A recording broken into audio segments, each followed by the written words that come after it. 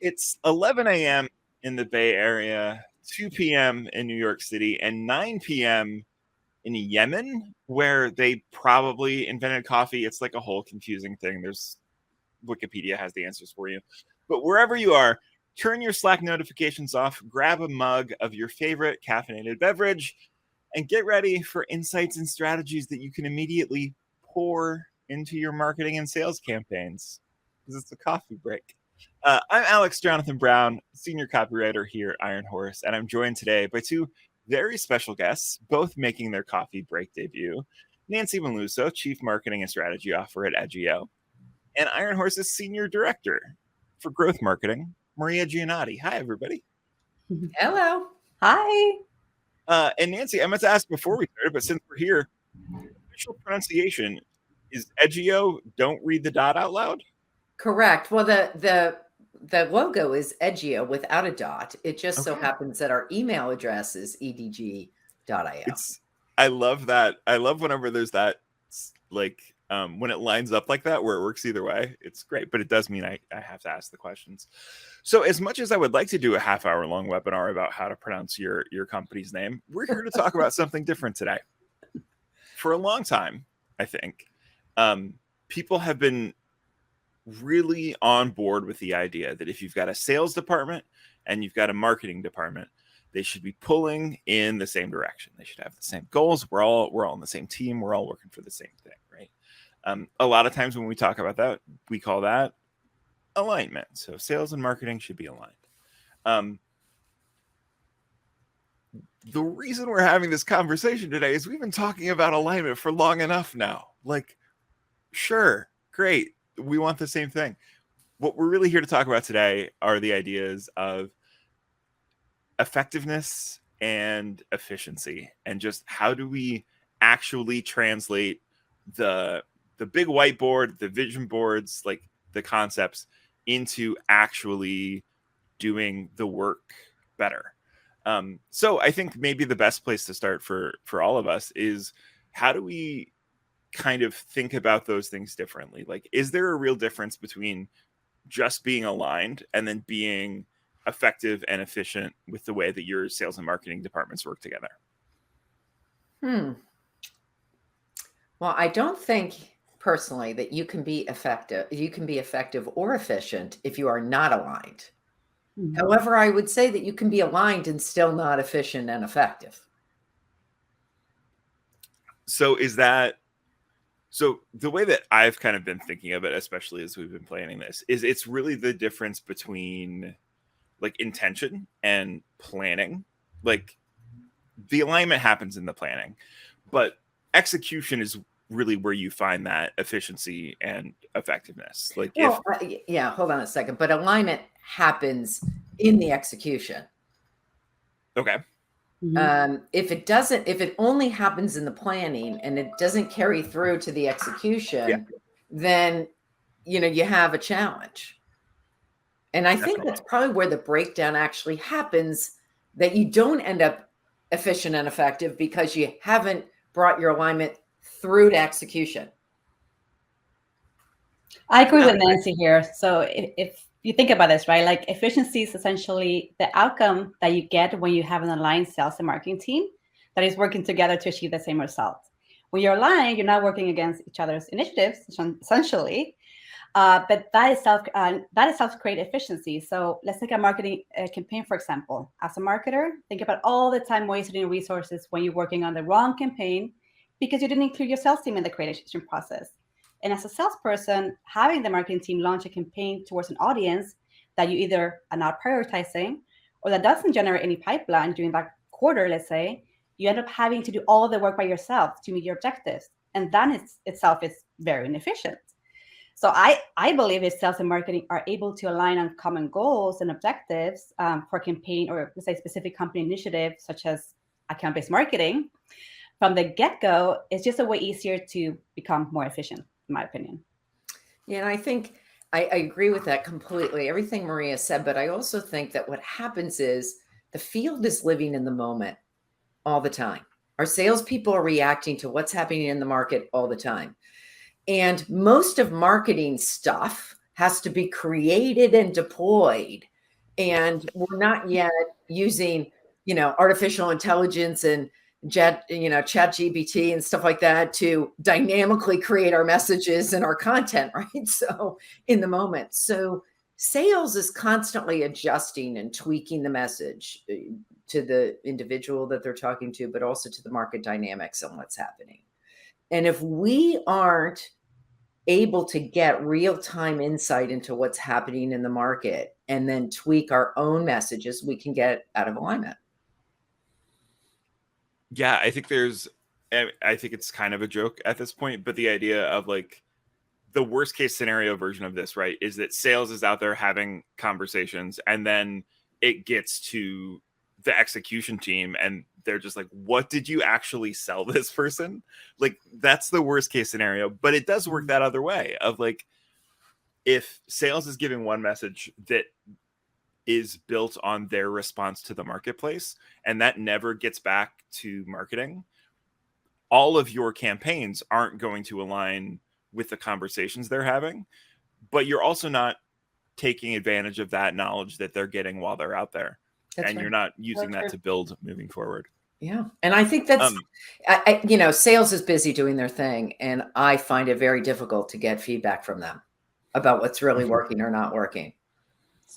They're involved in our planning. They're involved in approving our messaging and all that kind of stuff. And we then go out to them and say, here's all the stuff that we created based on what we worked together on. But we don't get real good feedback. And so we have to be listening to their conversations to really understand what's hitting or not hitting. Oh, what does that process look like? As much as you want to talk about it, but knowing that sales is sometimes a black box, and it's like, I got my leads. These are the sales. Great. I'm going to go do more of that. How do you extract that information? There's a bunch of different ways. So one, obviously listening to recordings. I mean, thankfully so much is virtual now that we're able to record a lot of those customer conversations and be able to listen in on them at our leisure. We can even get the insight on what's discussed and at what time, demark in the recording so that we can get that kind of intelligence. And I want to know how this particular thing resonated. We can go find that stuff. So that's pretty powerful, first of all. Second of all, is we can listen to what our own metrics tell us, because if we're consistent in our messaging, our message is going to be out there in our search engine marketing. It's going to be in our ads. It's going to be in our keywords. It's going to be in our, all the stuff that we're doing, right, in our campaigns. And if we're looking at what's working in our own data, and then we're talking to sales about, hey, this looks like this is working. This is what we're seeing. Double down on this message. Tell us if it's working. Then you get more, you're getting closer to real time then. That's the way we think about it. To add to that, what we've seen work really well for clients at Iron Horse is technology that combines your first party and third party data to provide actionable account intelligence. Yeah. So IBM technologies such as Demandbase, 6sense do this exceptionally well. Yeah, these types of technologies, if you're not familiar with them, that leverage AI to pull first-party data from your CRM, marketing automation platform, corporate email, website, chat, right? So you have all that data together. And third-party data that looks into firmographic and thermographic data, plus intent, which is really the key, to integrate these into actionable insights that can be used for personalized sales follow-up and customized marketing campaigns. And it's really cool when you are able to turn anonymous activity into opportunities. And when I think of efficiency, the fact that these platforms help with account prioritization, enabling sales and marketing teams the intel that tells them which accounts have the highest conversion potential, we're talking about huge efficiencies. And all in all, what I love about these technologies is that they enable better collaboration and alignment between sales and marketing, because they just create more transparency into account activity. And it's something that both teams can truly get excited about, because like Nancy said, you don't always get that feedback, and it's really hard to pull that feedback from sales. But these technologies really help with that. Yeah, they really do. The other thing is that it's not a baton, right? We know that. We're not handing off leads, right? We're both, marketing and sales are both in market with our buyers through the entire journey, their entire life cycle, from prospecting through purchase, through post-purchase. adoption and advocation. So it's important that, and Maria is exactly right. If we can show them what's going on the digital side of that customer's interactions with us across their life cycle, then we're informing sales, and then they're trusting what we're doing to further that conversation, right? So, I think when you do use tools like that and you're very transparent about what's happening and what's working and what's not working, then a trust develops that says, hey, marketing, jump in here and do your thing. And also from a more operational standpoint, there are tools like Revenue.io. I don't know, Nancy, if you guys use it, but they can help you automate a lot of processes that historically have been extremely inefficient, such as correct and inaccurate data. Now you can automate data capturing, removing the need for manual data entry, which is huge time saver for sales team. You can also have, instead of having your sales team having to do a lot of manual tasks, you can now focus on sales automation through generative AI to automate post-call recap emails, dialing, voicemail, emails. I mean, so there's a lot of things we can do from a marketing perspective to support sales, but having the visibility and insights to be able to do that is super important. So these AI tools really help us be more efficient and effective.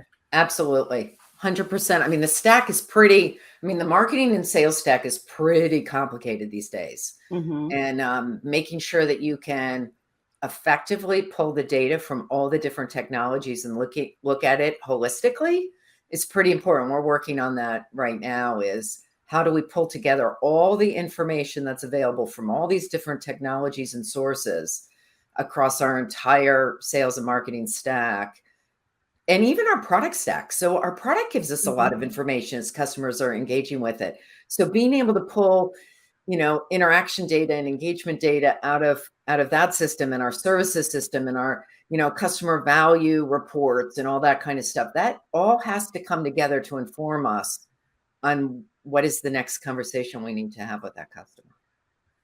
Yeah. So one of the things you mentioned, Nancy, was the idea that it's not a baton, which I think it's one of those things that we're all starting to process, but also it gets really easy to take for granted, especially when you look at things like organizational structure, those places where silos still exist. Yeah. I think silos are also one of those things that if you tell anybody, or if you ask anybody, are you siloed? Pretty much everybody's going to want to say no. There's that little ego part that takes over and no, not me. We're perfect. That's not always the case. There are a lot of silos still out there. Look for them. But with it not being a baton, and with marketing and sales efforts happening all of the time, and like we kind of said throughout this conversation, sales is in the field, whether that's virtual or in person, doing their own thing. And now, especially with this added layer of tech stacks being as large and complicated as they are, and trying to manage all of those moving parts at the same time. I mean, maybe there's not a better way to phrase this question, but how? There's just so much happening, organizationally. And I think maybe that's the most interesting layer to talk about this on, is just organizationally, how do you even start to attempt to process all of these different inputs into this cohesive, efficient operating process? No big deal. Just if you can come up with an answer off the top of your head, that'd be amazing. Thanks. I can maybe start this, and Nancy, feel free to chime in. But I think honestly, that's a great question. I think this is the hardest part, right? So what I'm about to say is something we all know, and probably going to sound like a broken record, but open streams of communication is key, right? Even when you thought you were already communicating enough with your sales team, try over communicating. That's the only way we'll create the right processes that ultimately lead to efficiency. And a few specific ways that I can think of to enhance that communication is, first of all, reporting is key. Meet consistently with your go-to-market teams, have weekly meetings with people on the ground, have monthly meetings with executives where you start meetings by showing results. Even small wins go a long way in these scenarios. The second way I can think of is get specific feedback from your go-to-market team. Easier said than done, possibly, but how are they leveraging the technologies that you have been, that you have implemented? What has been their experiences? Have the tools been effective, ineffective? many times this has happened to me, actually, my past experiences, but many times you learn that the users of these tools just don't know how to operate them, which of course leads to a lot of inefficiency. So that's something to keep an eye on. And the third one is have consistent training. Like even when you think you've completed all the recommended training by the tech vendor for that tool adoption, always make it a habit of doing more. So offer monthly trainings, bi-weekly office hours, just to ensure that the tech is fully adopted by your team. And I think that this one is like very critical, actually. The last one I'm going to say, it's identify a champion. Identify a person within your organization that believes in your vision and like what you're trying to accomplish. Make that person a super user, showcase wins. And as soon as you'll see the other team members, as soon as the other team members will see that, they will start to follow, because at the end of the day, they want to be efficient and successful too. So I think that is really key, because like Nancy said earlier, feedback is so hard to get sometimes from sales. But if you have a champion and that you can really align with, I think that's key to get that consistent feedback loop or keep that open communication on. Yeah, so we do a number of things in the creation of messaging and content and training and programmatics, where we bring in different members of the sales organization to help us. But then we also, just as Maria said, we then, we talk about what we're going to be doing next. We share what we're currently doing, and we rehash what's happened and the results of what we've done and the corrective actions we're going to take and apply to the next go round. So you're communicating at every step of the way, not just in front when you're building and designing, but during and then after. And you have to just constantly, assess and work through that stuff. And then stuff happens. A competitor, drops out of the market or releases something amazing, and you've got to respond quickly. And yeah. This is one thing that came up in our pre-chat, to pull the curtain back a little bit. And it was a point you made, Nancy, but for sales, especially like marketing, one thing, like as a marketing person, I will always love a new toy. Like, let me see a new toy, I'll go play with it.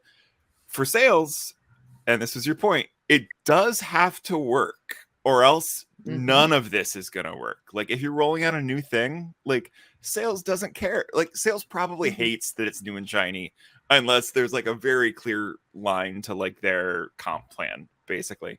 Well, the good news is, though, I will just say this. The good news is that a lot of the tools that we're talking about and a lot of the capabilities that we're talking about are actually ones that actually add value to the salesperson for a change. Right? They give them insight and tell them what's going on in their account, visibility that they weren't getting.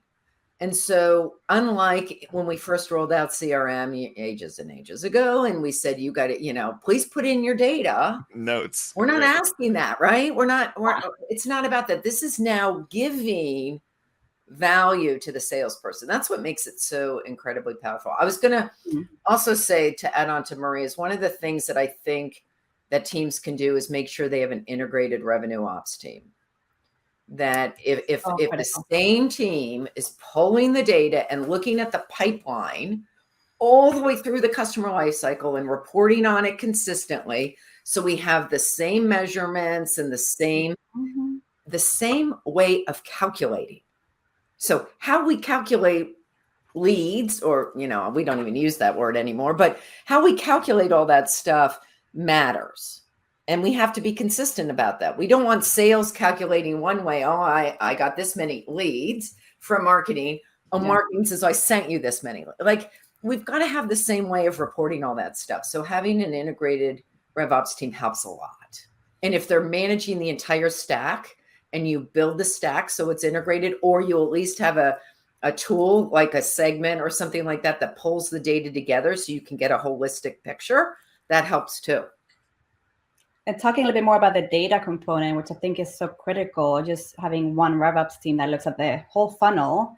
Like if you think about how we work, this is where the silos kind of happen, right? So your sales and marketing team will define success with different metrics. Your marketing team will be working towards meeting top of the funnel, right? Like Nancy said, marketing metrics around marketing qualified leads and sales accepted leads that your sales team is not able to differentiate and does not even understand necessarily. And then your sales team will be measured on bottom of the funnel success metrics, such as the number of sales qualified leads, pipeline generation, which are metrics that historically marketers have not been held accountable for.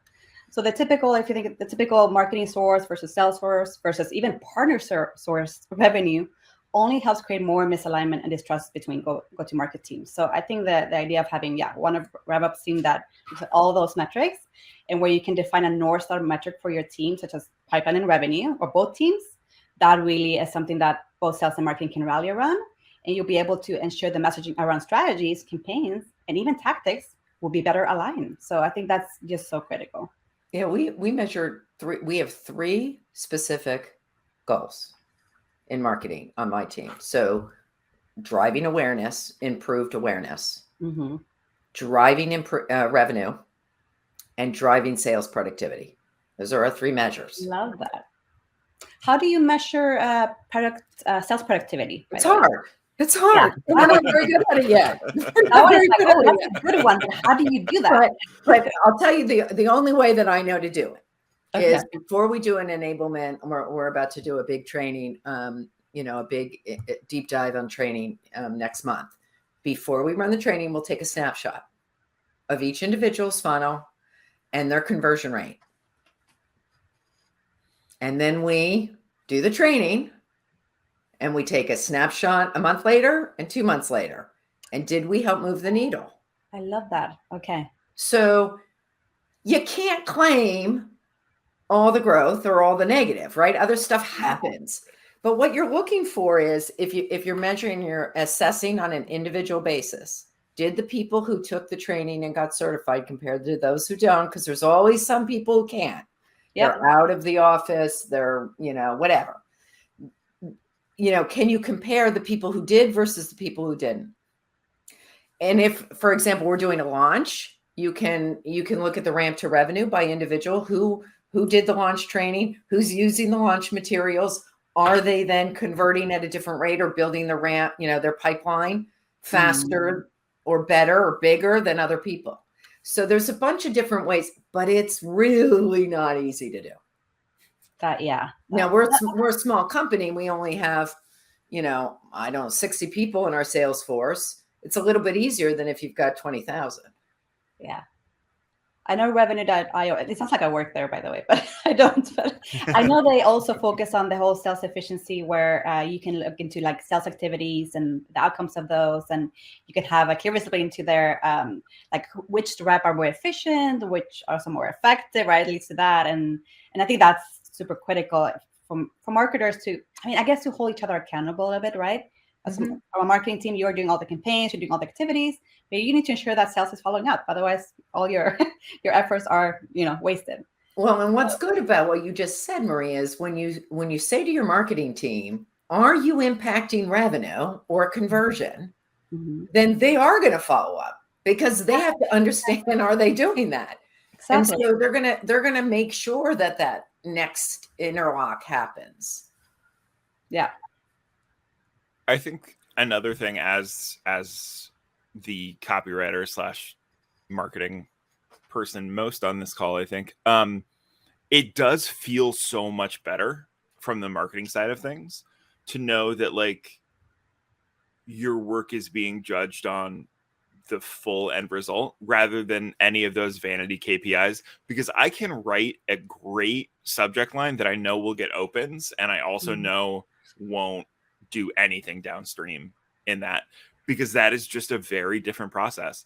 And I think one of the things that we've sort of been dancing around is whether or not you're siloed and whether or not you think you have an integrated sales and marketing operation. Like you actually do. Like you don't just get to magically have marketing's work not affect sales. Like it's all the same pipeline.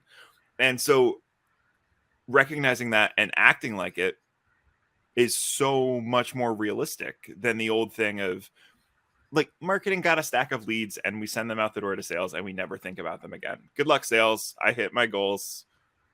Yeah, that's like the old funnel. I feel like that's the old way of doing marketing, which is not working nowadays. And that's, we need to move away from that. And but the fact of the matter is some customers will first engage with you digitally and they may engage always digitally, if they're purchasing online and all that kind of stuff. So they're, it's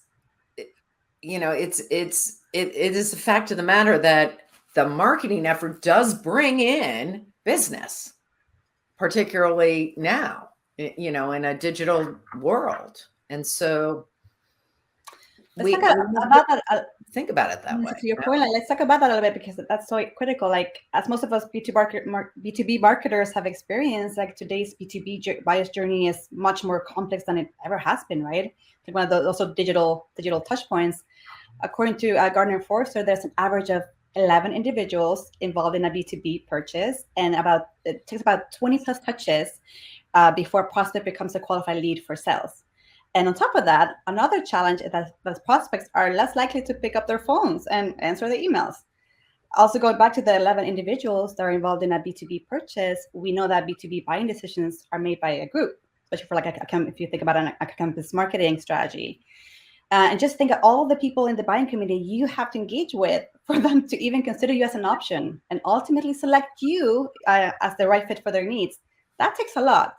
So I think when we talk about efficiency, like that becomes really critical, because we're also challenged by the current economic conditions. To like Nancy's point, I think you almost alluded to that, because that's really changed how we work. One, we have leaner sales and marketing teams. There's still rifts going on.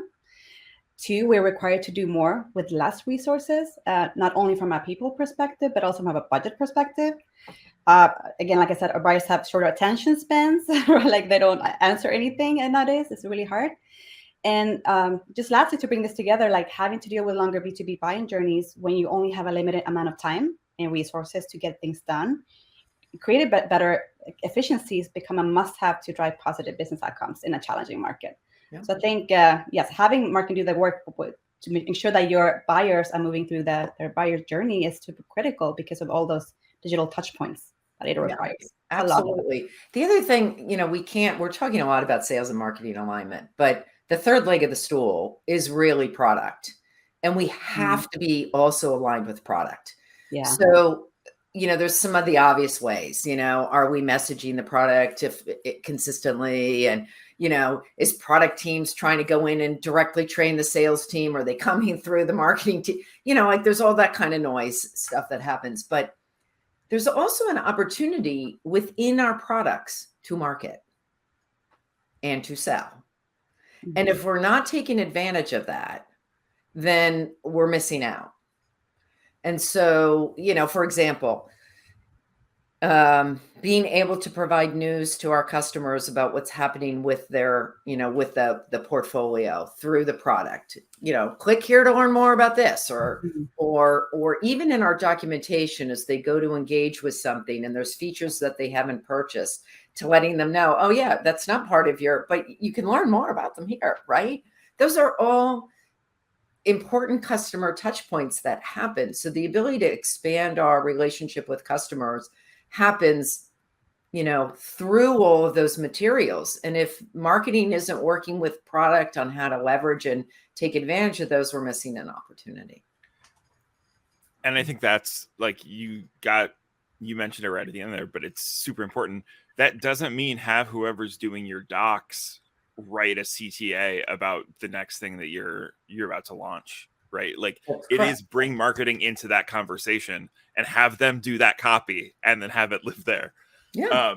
We're creating the copy anyway.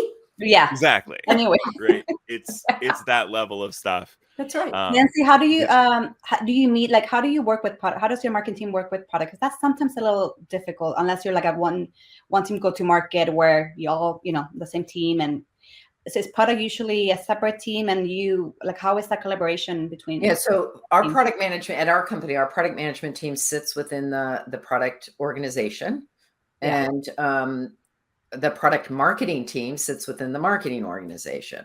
Mm-hmm. And the difference is that, the product management team is basically building and launching, bringing to market and managing the products themselves, and marketing's responsible for communicating that through and directly, right? Through sales, mm-hmm. through partners, and directly. So we translate feature functionality, if you will, into buyer benefits and all that kind of stuff. But increasingly, our product teams, at least in our world, are defining use cases and user value statements and differentiation. They're getting all that. So they're doing that really early on as part of the requirements process to even define whether we want to build something.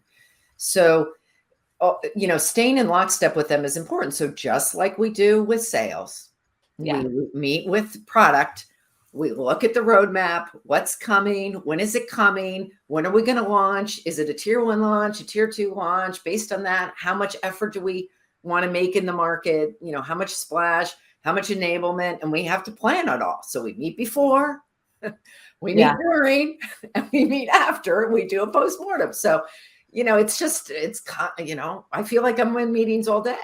Yeah, that's the thing. I think it's very how I work also with product teams, because I'll also be working in-house before coming to the agency world. But I know it was marketing and products live in separate teams. But I know it's all relationship based at the end of the day. So if you can create close relationships between your product marketing managers and the product managers, I think when we had match, we had two product managers that connected with one specific product marketer, and they just created those relationships where the communication flow was just easier to go back and forth. I think that is one way I've seen it work, because it is a little difficult and it requires a lot of meetings and such. But I think it's just the relationship building is critical there. I guess that's the same with sales in a way, right? But. Yeah. And then, sales uses the product management team all the time with customers. And so, they're getting direct interaction with the customers as well. And that's informing things. So we need to hear from them. Is the positioning changing, shifting? Is the messaging need to change or shift? So it's just, and it's so easy for any of these things to get out of alignment. I mean, it's the number one thing that as a leader of the organization you have to do is just constantly work on getting it together. It's so funny because my counterpart on the product management side and I are always talking about, the teams are so constantly, we're constantly doing this with each other, and that's healthy. It's healthy. You think that's a differentiator. Well, guess what? That's not getting any traction in any of our marketing messages or anything. And what we might find is it only gets traction on the third call or the fourth call, or once sales is engaged, once the opportunity is baked, then that's a message. So we're learning, what's working at tip of spear, what's working later on, et cetera. So, it's so critical. And also, if you don't have the healthy exchange version of that energy, it gets very toxic very quickly. And there are definitely organizations where marketing from the jump is just like, this product is not it. And so I'll do my best with this email. But if anybody would ask me, I have 5 things that would improve it. It's making sure that those conversations take place. So that energy gets to go somewhere and isn't just being toxic. Yeah. And I mean, let's face it, everybody thinks they know how to market. And thinks they have no idea on how to message. And so one of the things about having transparent measures, having transparent data, is that if we go to the data and we use the data, it lowers the it just brings it down, right? So having the insight and using the information that's available to us to inform our conversations and our decisions really gets to align. It helps you align much faster, and how allows you to execute much faster, because you're looking at the data together. Yeah. What a great note to end on. That got very warm and fuzzy at the end. I liked it.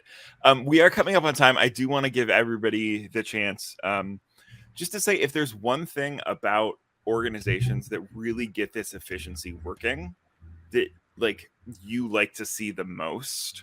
One example from our previous conversations, and Nancy, I hope I'm not stealing yours because it was your thing.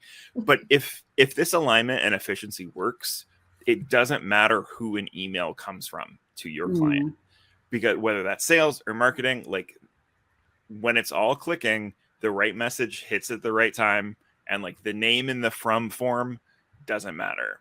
From where I'm at as a copywriter, that's the superpower of this whole thing. is like the messaging works. But I just wonder, for either of you, is there something else that we haven't talked about yet that really feels good when you see it happen? Well, I will say what you just described is possible today because we can give the insight to the salesperson that the message was sent and that it was opened or not opened or whatever, right? And we can use technology to actually send it from the salesperson on their behalf so that the customer is still getting that personal information. So we can automate things for the seller, have things happen for the seller, but completely keep them informed. And that's why it's possible to do that together. That's why at the end of the day, it doesn't matter. Now, if you're not being transparent that way, or you can't because your tools don't let you, it makes it harder. Then sales is like, what are you doing? What are you talking about? What's going on? And it's hard for them. They got to know what's being said, and to whom, because they have to then have the next conversation. It's not efficient if they repeat everything we've already said digitally. Doesn't help them. To end with my, the thing I want also to share that's really important. I recently read Busting Silos by Hilary Carpio and Travis Henry at Snowflake. And they emphasize how critical it is to get sales and marketing aligned around one team go-to-market strategy to efficiently scale market programs, which has ended up being a total game changer for their company. And that's super inspiring to me. Tells me that the idea of creating better alignment between sales and marketing by taking advantage of all the amazing AI technology, to also Nancy's point, that's like easily accessible to us nowadays, enables us to reduce inefficiencies that ultimately allow us to work smarter, not harder. So I think I love the concept of one team go-to-market strategy where we work together. We don't look at top of the funnel versus bottom of the funnel metrics, in silos. It's all together, and that's how we are, successful, and that's efficiency to me. Yeah, we're getting, we're doing our 2024 planning, and the three organizations, sales, marketing, and product, are getting together. Love that. And exactly we're aligning on, okay, what tweaks to our go-to-market do we want to make? Why? What are we going to prioritize? How are we going to, and it comes down to how are we going to allocate the money across the three organizations, including, well, if we think that's going to be the tip of the spear for us this year in terms of this product's going to move more than others, then are we investing our R&D dollars properly? Are we investing our marketing dollars properly? Are we investing our sales coverage properly?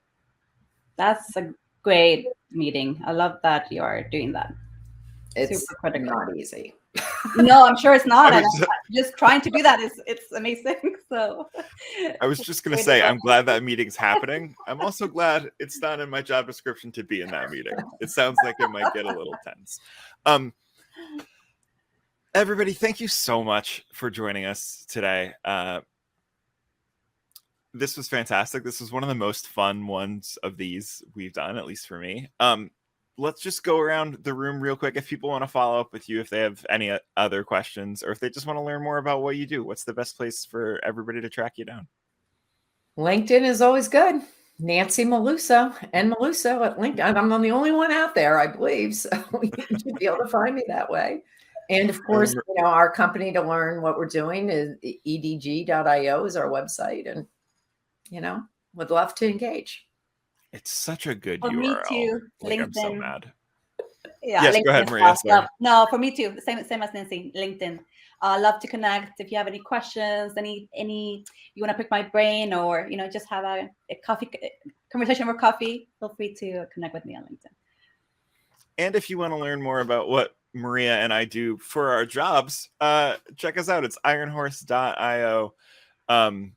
And still on some social networks. It's social is complicated right now, everybody. Who knows what we're doing? But ironhorse.io is the website. Check us out there. We do this once a month. So please come back next month and we'll do it again. Again, Nancy, Maria, thank you both so much for joining us. And until next time, break's over. Let's get back to work. Bye, everybody. Thank you. Bye.